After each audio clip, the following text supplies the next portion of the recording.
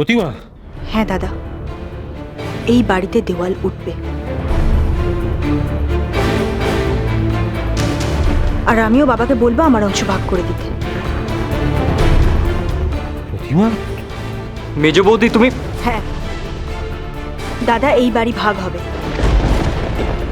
দিদিভাই এখান থেকে কোথাও যাবে না।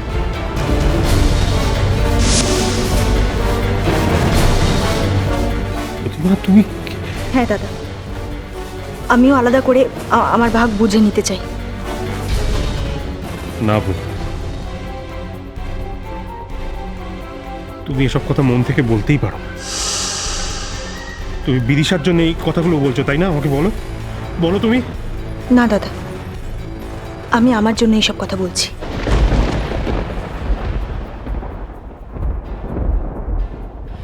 মেজ বৌদি তুমি ঘরে যাও, নাহলে কিন্তু আমি তোমাকে। কি হচ্ছে কি? তুমি প্রমোদের সাথে এইভাবে কেন কথা বলছো? এভাবে কথা বলছি মানে? মেজ বৌদি বাড়িতে দেয়াল তোলার কথা বলছি, আর আমি চুপ করে থাকবো? যাই হোক, তুমি ঘরে চলো। আমি ঘরে যাবো না, আমি কেন ঘরে যাব? কি ভেবেছি কি মেজ বৌদি? কবে থেকে মেজ বৌদি এভাবে সিদ্ধান্ত নেওয়া শুরু করলো? তুমি চুপ করো, তুমি চুপ করো, ঘরে চলো। আমি ঘরে যাবো না। ঘরে চলো বলছি। অনু আমি যাবো না, আমি বলছি আমি যাবো না। অনু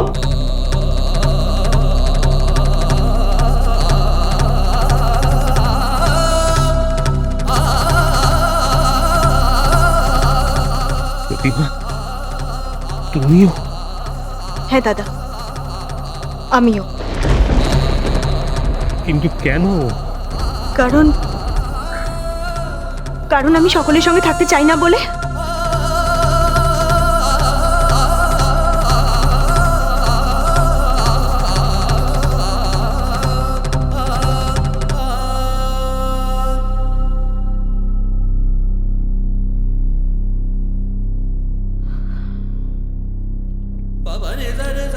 দিদিভাই,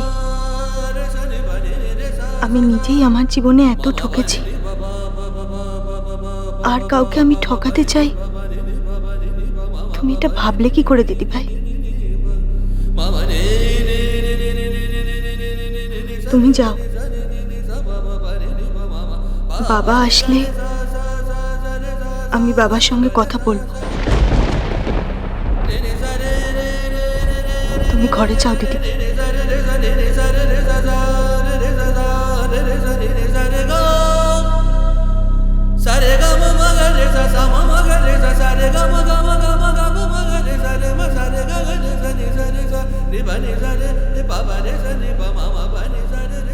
অনু ছাড়ো, অনু ছাড়ো। অনু আমি এমন কোনো কথা বলিনি যে তুমি আমাকে টানতে টানতে ঘরে নিয়ে চলে আসবে। হ্যাঁ বলেছো, তুমি যথেষ্ট বাজেভাবে কথা বলেছো। পুমুদির সাথে এইভাবে কথা বলা আমি তো ভাবতেও পারি না। আর তোমার পুমুদি যে কথাটা বললে সেটা তুমি খুব ভালোভাবে ভাবতে পারো, তাই না? বাড়ির অতগুলো লোকের সামনে হুট করে বলে দিল দেয়াল তুলে দিন। আগের বারও বলেছিল, একই কথা আবার রিপিট করল। তখনও মেজদা খুব কষ্ট পেয়েছিল, হয়তো মেজ বৌদির ছেলে মানুষই ভেবে আর কিছু বলেনি। কিন্তু এবার বড় বৌদি আর বড় বৌদির মায়ের সামনে আবার একই কথা বলল। বাড়িতে এতগুলো লোক আছে, কারোর সঙ্গে একবারও কথা বলার কোনো প্রয়োজন মনে করলো না তোমার পুমুদি। এই কাজটা খুব ভালো করলো না? পুমুদি? আমার পুমুদি? তোমার না মেজো বৌদি? শোনো, বাড়িতে মা আছে, বাবা আছে, ওরা আমাদের থেকে অনেক বড়। ওরা যা ঠিক করবে আমাদের সেটাই মেনে নিতে হবে। আমরা তো ছোট। আমি যদি তোমার পুমুদির থেকে ছোট হই, তাহলে তোমার পুমুদিও মেজদার থেকে ছোট। মিলি বৌদি বাড়ির ছোট হয়েও সব কথা বলতে পারে না সবার সামনে, আর আমি বললেই দোষ। বেশ, আমি আর বাড়ির ব্যাপারে কোনো কথা বলবো না। বড়রা যা ডিসিশন নেবে সেটাই হবে।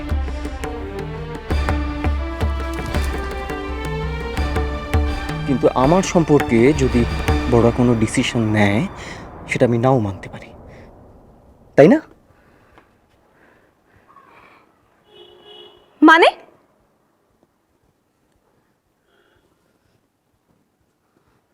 মানে বাড়িতে যদি সত্যি দেয়াল ওঠে না অনু, আমি কিন্তু আর বাড়িতে থাকবো না।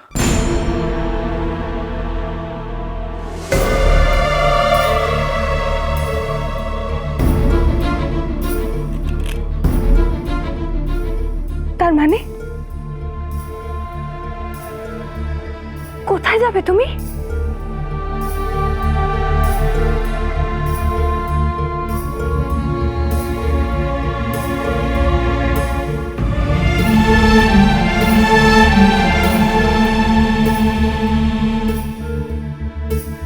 আমি দেখা না করতে দিলেও তুই দেখা করবি? করব, যতক্ষণ না তুমি দেখা করতে দেবে আমি বাইরে বসে থাকবো। এই যা, যা বাইরে বস, থাকে যা যা।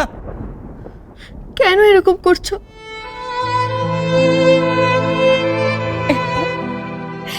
একবার আমাকে দেখা করতে দাও।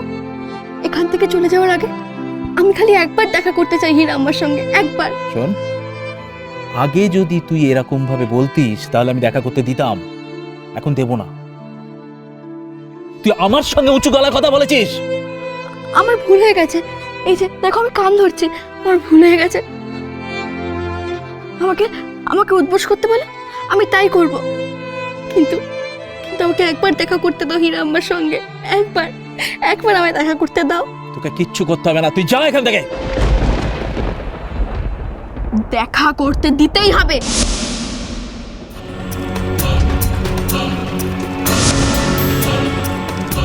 হীরা আম্মা চোর ছিল, কিন্তু এখন তো ভালো হয়ে গেছে।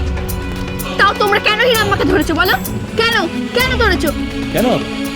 আইন আছে তাই। দেখা করতে দিতে হবে, এটাও তো আইন।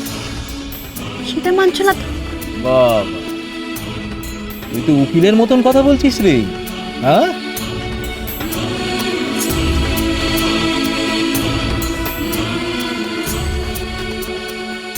রে উকিলের মতন কথা শিখলি কি করে? উকিলের বাড়ি চুরি করে? হ্যাঁ, উকিলের বাড়িতেই তো চুরি করেছিস। মুখার্জি বাড়ি তো উকিলেরই বাড়ি, শুধু উকিলের বাড়ি নয়, জজের বাড়িও বটে। এগুলো ওখান থেকে শিখেছিস তাই না?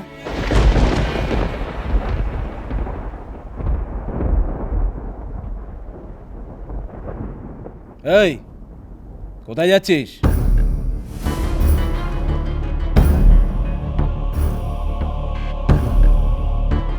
বাইরে বসতে। দেখি তুমি আমাকে হীরা আম্মার সঙ্গে দেখা করতে দাও কিনা।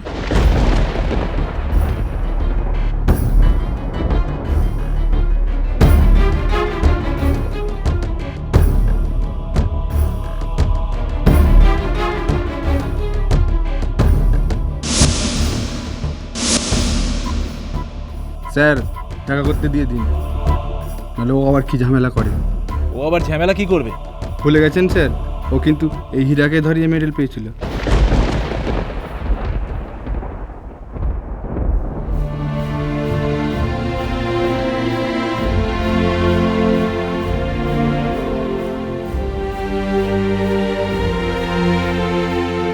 যাও, দেখা করিয়ে দেওয়ার ব্যবস্থা করো।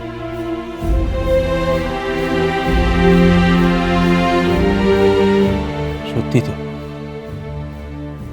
ও হীরাকে ধরিয়ে দিয়েছিল বলেই মেডেলটা পেয়েছে। আমি ভুলে গেলাম কি করে? তাহলে কি ও হীরার মেয়ে নয়? झिलिक बिटुआ, आजा मेरे पास, आजा झिलिक बिटुआ, आजा बिटुआ, आजा झिलिक बिटुआ, झिलिक आजा, झिलिक आजा, आजा बिटुआ, आजा मेरे पास आ, आजा।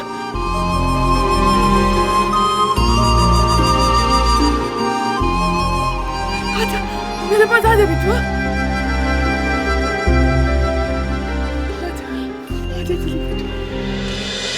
তোমায় ছাড়া ঘুম আসে না। স্টার জলসার প্রিয় শো দেখার জন্য সাবস্ক্রাইব করুন আমাদের ইউটিউব চ্যানেলে এবং আপডেটেড থাকার জন্য প্রেস করুন বেল আইকন। চলো চলো চলো চলো পাল্টাই।